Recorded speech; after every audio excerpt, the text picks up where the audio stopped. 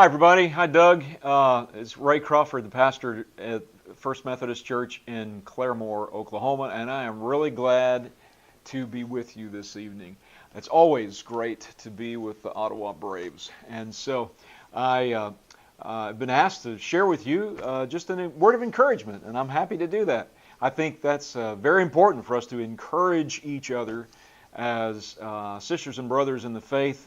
And so I applaud you all for getting together and, as Christian athletes, trying to encourage each other in the faith. How can I be the best Christian that I can be, whether it's on the field or in church or in the classroom? And so thanks for encouraging each other. I hope you just keep on doing that. I have a question for you this morning, and this question may get me in trouble because I know we probably got folks there from a lot of different sports, but what's God's favorite sport? We already know that God's favorite team is the Ottawa Braves. We know that. But what do you think God's favorite sport is? Well, I'm not sure if it's his favorite, but I've got one in mind. Now, of course, Doug would say, of course, that God's favorite sport is golf. And, and there's an old story, about Jesus going golfing with this old man. You've probably heard the story, but Jesus hits his drive, hits it off the tee like 400 yards, beautiful, perfect drive all the way to the green, and just lays it up on the green just beautifully. And then this old man gets up to hit the ball, and he just barely knocks it off the tee. I mean, the thing just rolls a few feet out in front of him. But about that time, a squirrel comes by and grabs the golf ball. And the squirrel goes running down the fairway. And an eagle comes swooping out of a tree and grabs the squirrel and picks the squirrel up. And they go flying, across the course. And they fly right over the green. And just as they get over the hole, the squirrel drops the ball out of his mouth. And it plops on the green and rolls right into the hole in one. And at that point, Jesus looks at the old man and says, "Dad, if you're going to cheat, I'm not playing with you." Right? So I don't know. That's an old joke. But if you were to think about, what sport does God really like? Probably all of them, and probably God likes best the sport that you play. But one of the sports mentioned that God is involved in the Bible is wrestling. God is a wrestler. I bet you've had some wrestling matches with God. If you haven't, you will. We've been looking together in a Bible study we do here at church at Genesis chapter 32. And it's one of the great, wonderful, weird stories of the Old Testament. So as a background, you may remember a couple of characters, some of our heroes in the Bible, twins, Jacob and Esau. They were twins. Esau was the firstborn, and Jacob came after him. Jacob came out of the womb hanging on to his brother's heel. That's how he got his name, Jacob, the one who grabs from behind. And so they had this sort of sibling rivalry, and I don't know if you remember the story, but later on in life, as young adults, Jacob sort of cheats his brother Esau out of the rights of being the firstborn. In that culture, the firstborn son got the family rights. In other words, the firstborn son would get most of the inheritance, and it was up to him to carry on the family name and so on. But because Esau, the firstborn, was willing to give all that up for a bowl of soup that Jacob prepared for him, it wasn't all Jacob's fault. It was Esau's fault too. He didn't care anything about the family covenant, I guess. He was willing to sell it all for a bowl of soup. Jacob was kind of sneaky about it. But anyway, Jacob ends up getting the family inheritance. Okay, so then at some point they both go different ways. God fulfills his promise to make Esau, the older brother, a great nation. And Esau has lots of, big tribe and lots of wealth. Jacob goes off to do his thing, and he ends up being, having a big tribe as well with lots of wealth. But at some point, fast forward several years, God tells Jacob it's time to go home. It's time to go back to his, the land of his ancestry, where he's from. And as a whole part of this going back home now, Jacob has to see his older brother Esau again. And in the Bible, it tells us clearly that Esau is sort of the man's man. It's Esau who's the hunter, And Esau, the one who likes to be outside and probably the athlete. Jacob, it's funny, in the Bible, Jacob is described as a dweller of tents. In other words, Jacob is a great indoorsman. And so Jacob, Jacob's kind of intimidated about this whole thing. He's going back to meet his brother that he had cheated out of the birthright years before. And he knows that Esau probably not going to be too happy with him. And they've been having, they probably harbored this grudge for several years. And now Jacob is going back and he's going to meet him. And he's afraid that Esau might kill him. And Esau certainly had the ability to do that. Physically and so forth, he was definitely the stronger of the two.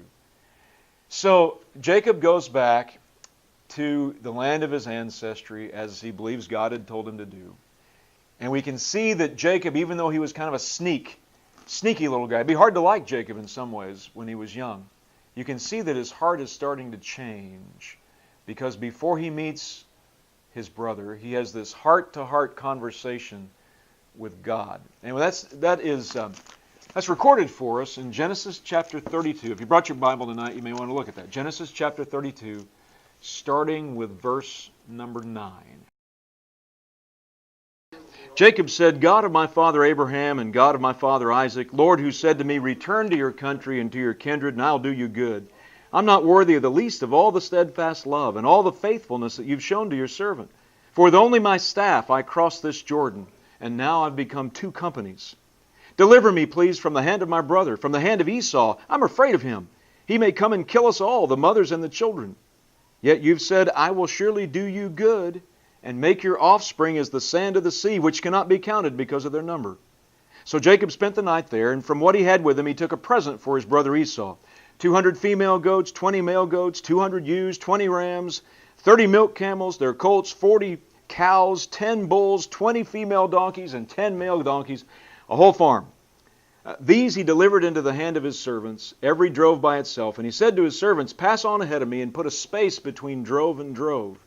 He instructed the foremost. He said, when Esau, my brother, meets you and says, to whom do you belong and where are you going?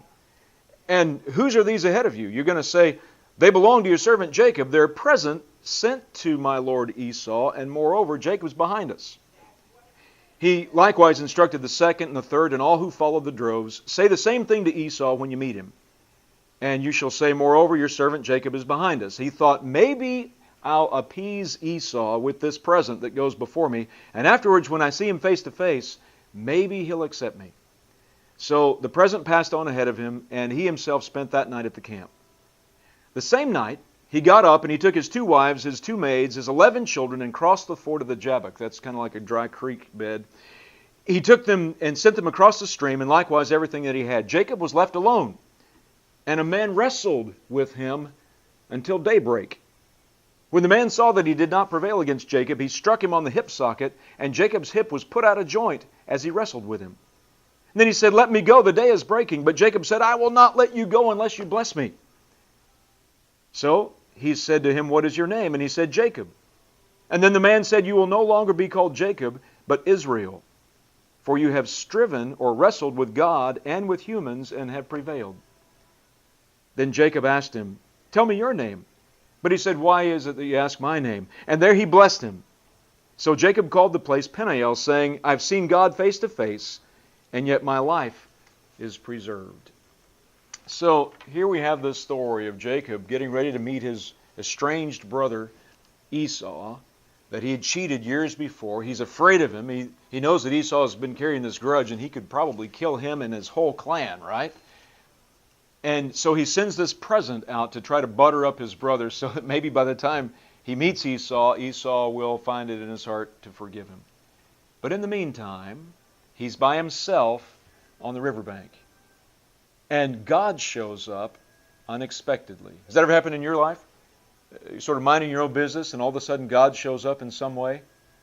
This happened for Jacob. And God jumps on him and they wrestle together all night long. Kind of a weird story in some ways. It's kind of strange because you'd think that, Jacob being the great indoorsman, if he was going to arrange a meeting with God, you'd think that maybe he would have put a nice table out and they would have had a couple of cappuccinos together, right? And talked about things civilly. That wasn't what God had in mind. Instead, God waits for Jacob to be alone, and then he jumps on him, and they start wrestling together. And Jacob must have been wrestling for his life, because he hangs on with a death grip to God, or an angel, or whatever this was, this representative of God, and he won't let him go. And through that wrestling match, Jacob gets a whole new name. When the wrestling match is over, for one thing, he's limping because he got hit in the hip by this angel or by God. But he also gets a new name. His name is now Israel. Israel means literally the one who wrestles with God. Think about that. Israel, the one who wrestles with God. God must enjoy wrestling. I bet you've had some wrestling matches with God.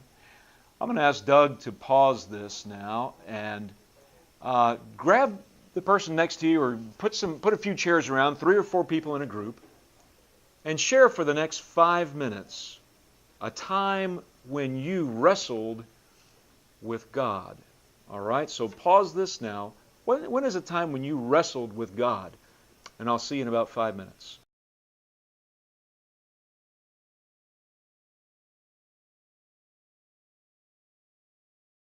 I'm glad that you had a good discussion together. All of us, from time to time, wrestle with God.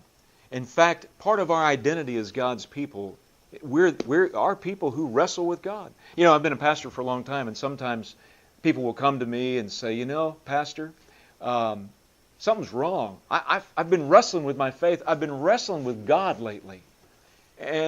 And that used to elicit, and it still does to some degree, but used to elicit from me sort of a feeling of compassion and empathy. Oh, I'm so sorry you've been wrestling with your faith. I'm so sorry you've been wrestling with God. Anymore, when people come to tell me that they've been wrestling with God, I want to say, congratulations. Congratulations. Because all the saints who've gone before us have wrestled at some point in their lives with God. In fact, that's how you get your new identity in some ways. God forms us and shapes us into the people that God wants us to be so often through these wrestling matches we have with God. So if you're wrestling with God today, maybe you're wrestling with God about something there in school. Maybe you're wrestling with God about some future decision that you're needing to make. Wrestling with God about something going on the team, or maybe in a dating relationship. Maybe you're wrestling with God about whether or not to get married, or who to marry, or there's a lot of things that, you know, you're thinking about, and maybe having some wrestling matches with God. What role will my faith play in my life? Am I going to just pretend, you know, to be a Christian, or do I really want to follow Jesus Christ as a disciple? That's a hard question, and most people can only answer that question after wrestling with it for a while. But even though wrestling is kind of an individual sport, I mean, when you're on the wrestling mat, I used to wrestle a little bit. When you're on the wrestling mat, it's just you and the other person. And some of these wrestling matches we have with God, it's just God and us. I get that. But it sure helps to have a team that can encourage you, a team that can support you, you know, a team that can massage your muscles when you get a little tired in the wrestling match, right? So I hope you have a team. Maybe your group that you're with tonight is a kind of a Christian team that can support you while you wrestle with God through some of the issues you're wrestling with, spiritual issues in your life. So let me ask you this next question. How can your team help you and support you when you're wrestling with God? Think of a time when you really had a wrestling match with God. How did your small group, how did your church, how did your youth group, how did your FCA group help you and support you? Maybe this happens sometimes. Maybe you didn't get the support you felt like you needed from your Christian friends. Maybe you fell through the cracks. Maybe the church didn't support you the way you needed support during that time. But you have an idea in your mind of what kind of support at least you were looking for in that wrestling match. How can we be a wrestling team, a good team to support one another? What are the kind of things we can offer one another as we wrestle with God? I want you to pause this now again, Doug, if you will. Pull your chairs back together, and for the next 5 minutes, talk about the kind of things we can do for one another as we have these wrestling matches with God. Okay? pause it and talk about that for 5 minutes.